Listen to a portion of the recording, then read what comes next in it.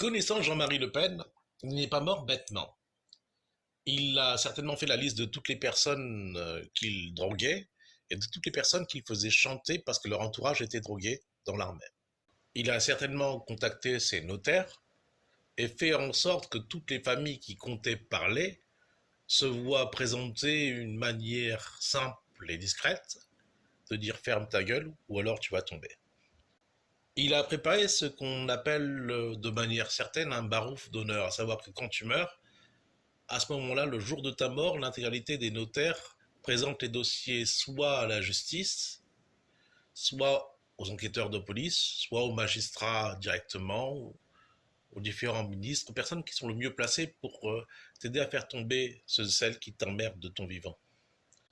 C'est un petit peu ce qui se passe à la mort d'un grand politicien, c'est en général vous avez tellement de cartes à jouer, soit vous les transmettez à quelqu'un avec les preuves, auquel cas, dans tous les cas, il y a un trafic d'influence. C'est condamnable à de la prison. Soit vous les jouez, auquel cas il n'y a plus de trafic d'influence, mais vous avez décidé d'abattre tous ceux et celles que vous pourriez abattre. Je me demande combien de personnes vont mourir après Jean-Marie Le Pen. Certains vont mourir parce qu'ils seront tristes, d'autres vont mourir certainement parce qu'il a décidé de les détruire une fois qu'il est mort, car il n'en a plus besoin. Ou il ne leur fait pas assez confiance devant les surveillés de son vivant, il n'a pas la possibilité de le faire maintenant qu'il est mort. Donc il préférera les faire tomber.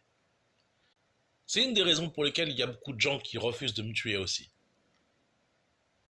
À ma mort, t'as plein de nazis en France qui finissent morts, hein, et de collabo, avec toutes les preuves à l'appui. On appelle ça le bouquet final. Il faut un joli bouquet final quand on est en politique. Hein. Être capable de maintenir en laisse tous ceux et celles qui avaient envie de mordre en disant non, non, tu vas pas pouvoir. Ou si on n'a pas de muselière à leur mettre, de les faire piquer, quoi, clairement. Par la justice, par les mafias, si nécessaire. On peut se méfier d'une personne quand elle est vivante, mais il faut encore plus se méfier d'une personne quand elle va mourir parce qu'elle n'a carrément plus rien à perdre. Et encore plus quand elle est morte, parce que c'est dur de lui faire payer le prix en question. De ses trahisons. Ou de ses coups bas.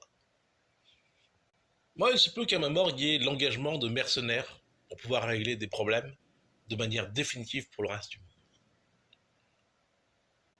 Heureusement pour le monde, je ne meurs pas.